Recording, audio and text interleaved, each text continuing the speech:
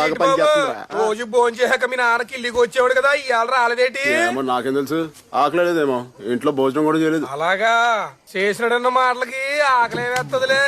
ఎన్న మాకే బాధ అనిపించింది, మరి మీ నాన్నకి కడుపు దొరికిపోయేదేటి? అయ్యి బాబు ఎంత మాట నేను తప్పు కదా అది. నాకు చిత్రలహరి టైం అయిందండి, నేను వెళ్ళొస్తానండి.